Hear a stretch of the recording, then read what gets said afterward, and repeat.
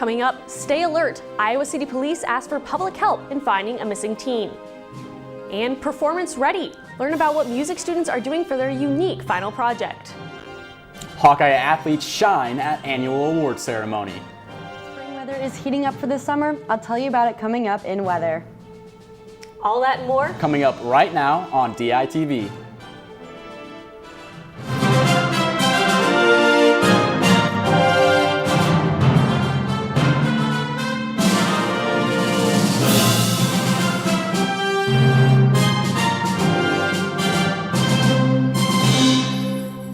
Good morning from Iowa City. It is Wednesday, May 1st. I'm Kara Doolin. And I'm Max Von Grease. And the third member of our team, Hannah Lipsky, is in the newsroom to tell us today's weather story.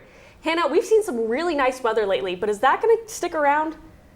Yes, Kara, the warm weather will stay for the rest of the week. Now, yesterday, temps reached almost 80 degrees, peaking at 78 with a UV of 7 at noon. Now, today won't get quite as warm, getting up to 72 degrees in the late afternoon, with partly cloudy skies. And tomorrow will be a bit warmer, getting up to 76 degrees, but with cloudy skies, wind, and an average of 30% chance of rain throughout the day. I'll get to the rest of the week coming up, but for now, I'll send it back to you guys in the studio.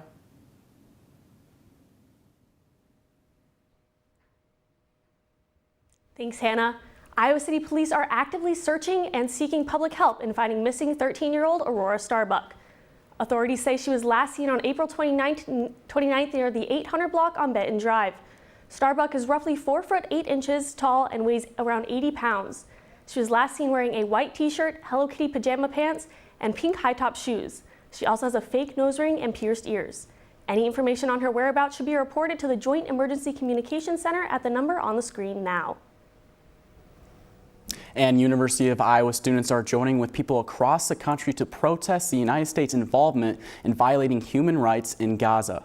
The activism group Iowa City Students for Justice in Palestine is planning a 3-day event at the Pentecrest for supporting Palestinians and expressing their disapproval of the Israel-Hamas war. This organized protest would be in addition to the quickly growing number of pro-Palestine encampments at universities recently. Along with the group's protest, Iowa City High School is hosting their own protest on Friday with food and activities during the school day. And the Daily Iowan sat down with UI President Barbara Wilson to talk about current issues at the university, including what's next with the changes coming to the university's Office of Diversity, Equity, and Inclusion, or DEI. For me, diversity has to be beyond demographic categories. Wilson announced that the Office of DEI will be restructured next fall. These changes come after the Iowa Board of Regents approved reshaping universities' DEI departments in November. Each university is unique in and of itself and who they serve. Because of this, there must be differences in how they implement the directives.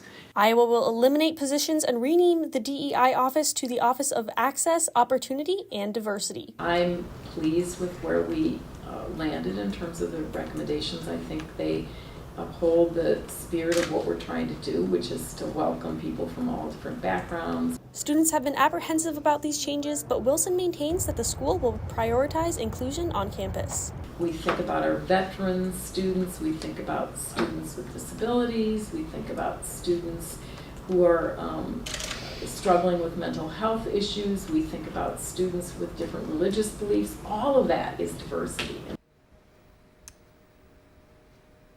In addition to DEI, Wilson also discussed the future of Mayflower Residence Hall, the transition of Mercy Hospital to UIHC, and campus protests. The full Q&A is published on thedailyiowan.com. And heads up for Herc, there will be some new Herky the Hawk statues revealed today. DITV News Director Ashley Wheel is live at one of the locations now. Yeah, Kara, I'm live here at the Stanley Museum of Art, where it's not too unusual to see some statues around, but there's a brand new statue and it's kind of mysteriously covered up. That's because this is a Herky the Hawk statue, and it's one of 100 that will be revealed at 10 a.m. today.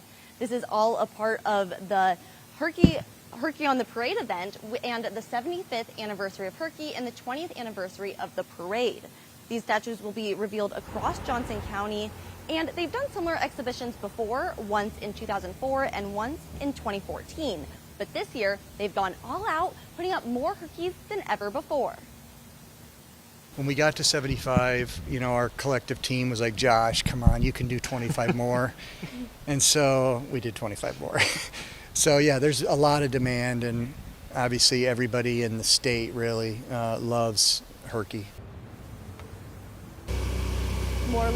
More information, photos, and the locations of all of the Herkies will be revealed later today. But until then, we have to wait for the big reveal at 10 a.m. where all of the Herkies will be uncovered and revealed to the public. We'll have more on that on Friday morning with all of the information. But for now, I'll send it back to you in the studio. Thanks, Ashley. And during USG's meeting on Tuesday, the shutdown of RVAP was acknowledged. Students and staff sat in on the meeting, and some prepped thoughts and questions to share with the group speaker and former RVAP Services Coordinator, Kimi Anderson, who spoke on the matter and was followed by other attendees' comments as well. We're not going to prevent sexual violence without all of us. We really need everybody that we can get.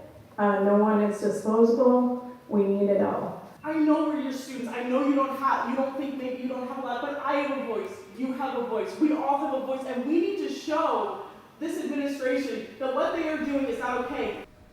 Students and others say they will continue to fight against the dismantling of a crucial campus resource with other protests, sit-ins, and meetings.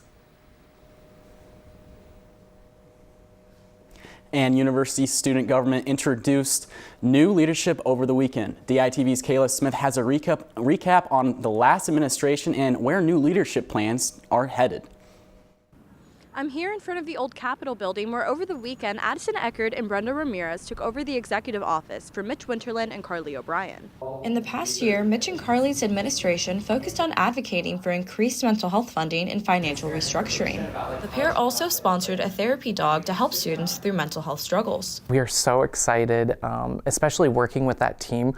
We've been able to see how this process can broaden even further on campus to other colleges and departments. Mitch and Carly have now spent the last month showing Addison and Brenda the ropes of the executive office. Leaving the student government better than we found it is kind of just something that we've been thinking of throughout this year, is just how can we improve and make the learning curve just a little bit smaller for the next people. I really appreciate how concerned he is about mine and B's mental health, and making sure that we know we can only be the best leaders we can be if we're taking care of ourselves. Addison Eckert and Brenda Ramirez have now taken office and are ready to lead student government for the upcoming school year. They hope to make the goals they campaigned on, engage, innovate, and sustain, become reality during their term.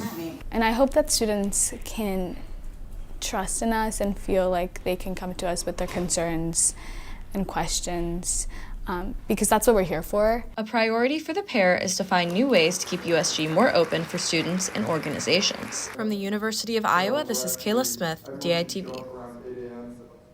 Refresh before finals. Tuesday was National Therapy Animal Day, and University of Iowa gave students the chance to de-stress in the sun. DITV's Kyle Prasnowski shows us what the students were up to.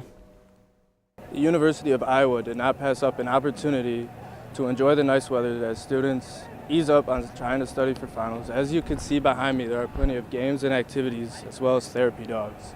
The University of Iowa's service dogs, Draxton and Wilkie, both of these dogs found themselves surrounded during the entire event as they delivered smiles to everyone that got the chance to meet them. Oh, thank you so much. Yeah.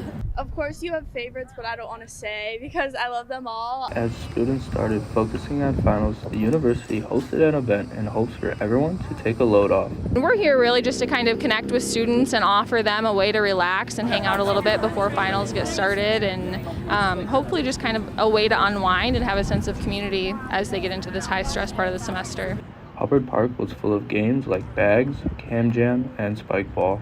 I think just socializing with other people really helps me de-stress from finals and kind of remember that we're all just humans and everything's going to be okay. I want them to keep doing stuff like this because I think it's a way for students to connect in a time that you kind of want to just study. And This is only the beginning of services the University of Iowa will provide to students as the semester draws to an end. I'm Kyle Pronzinski, DITV. And coming up later, keep an eye out on your doorstep for a special neighborhood delivery. But first, let's check back in the newsroom with DITV's Hannah Lipsky for the forecast going into the weekend and the next week. That's right, Kara. We should see a steady increase in temperatures, but it won't come without some rain. Now, Friday, we will see the sun come back out with a high in the low 70s, and Saturday is a little chillier, only reaching 66 degrees with showers. And Sunday will again be in the low 70s with partly cloudy skies. But starting Monday, you can expect rain for the first few days next week. Despite the rain, it'll start warming up again, and on Tuesday, it will get all the way up to the 80s. So plan on having an umbrella if you have any morning finals early next week. Back to you guys in the studio.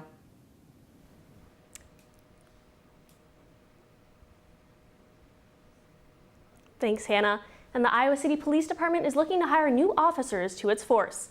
Entry-level officers will make a starting salary of roughly $58,000, while more experienced officers that are certified can make upwards of $90,000 per year. One requirement that applicants must meet is they must live within 25 miles of the city. Applications are due on May 10th, and interviews will start in the second week of June. Iowans have less opportunities to exchange bottles and cans for coins. Kim Reynolds made changes to the bottle bill in 2022, allowing grocery stores and convenience stores to opt out of accepting empty containers if they either sell food or within 10 miles of the Redemption Center. Iowa is just now seeing the effects of these changes. I think the most concerning thing for us is the decrease in locations to redeem containers. Consumer convenience is the key to any container deposit system. Since the law has been implemented, only 8 retailers are allowing redemption machines. Only 29 counties have redemption centers, and Iowans have to drive further to redeem bottles and cans. This limits opportunities for recycling and getting extra money in exchange for cans.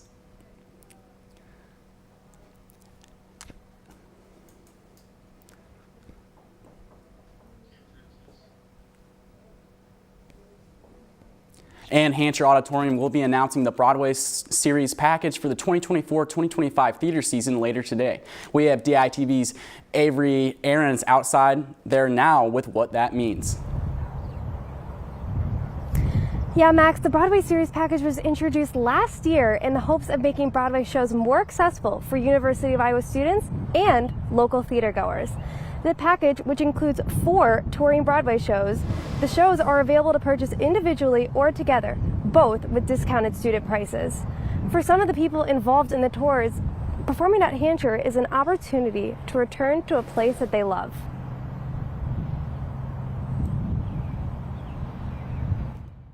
One thing that's been amazing this year is we've had either Iowa alums or Iowa City natives in the first 3 shows we've done.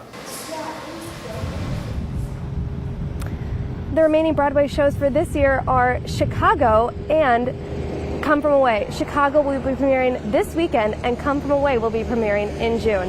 Next year's show lineup will be announced at 10 a.m. today. Back to you in the studio.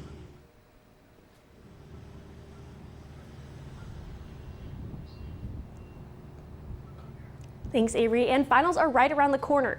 DITV's Grace Lathrop has a feature on a unique set of students who are ready to take the stage and graduate from the university.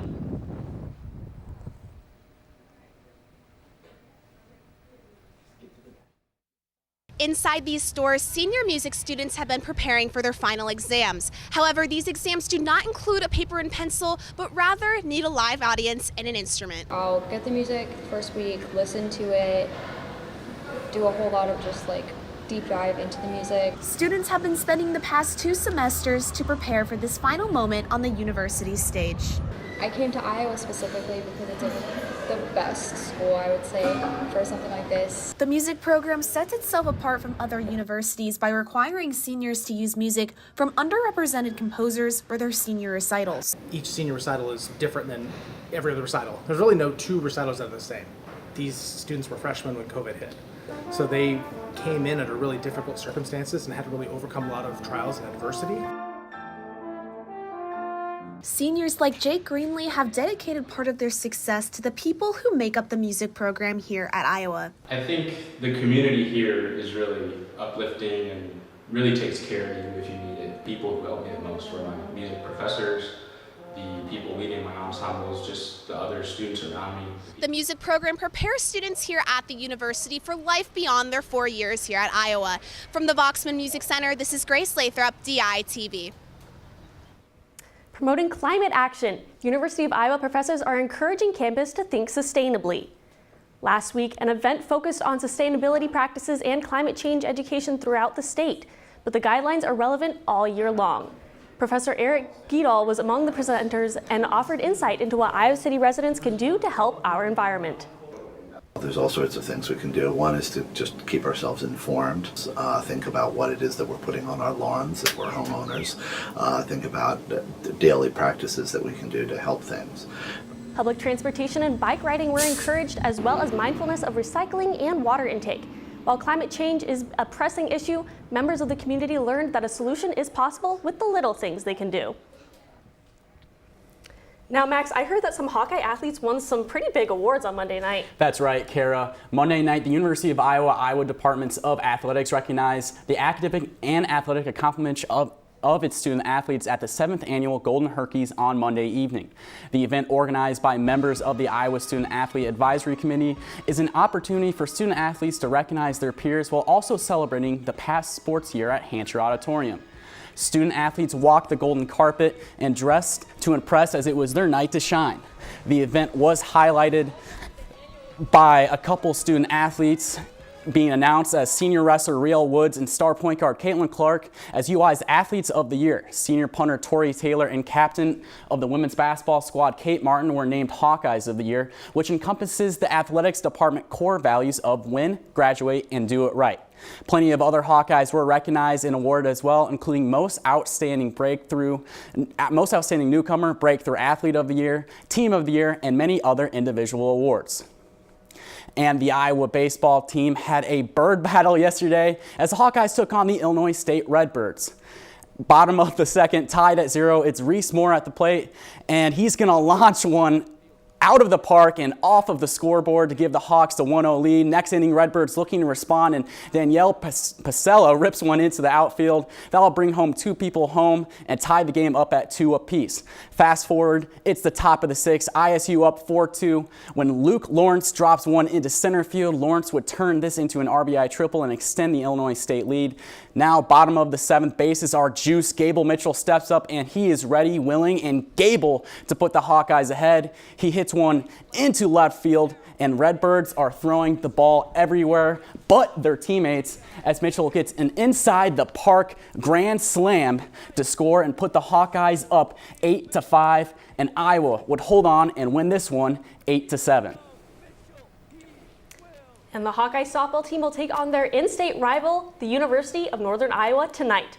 Coming into tonight, Iowa has taken in losses in their last 14 games, all in conference matchups. Overall, they stand 16-26. The Panthers, on the other hand, are on a 9-game winning streak. Tonight will be their last non-conference game of the season. Iowa still leads all time against UNI 32-19. Hawkeye fans will be able to watch the matchup on ESPN+.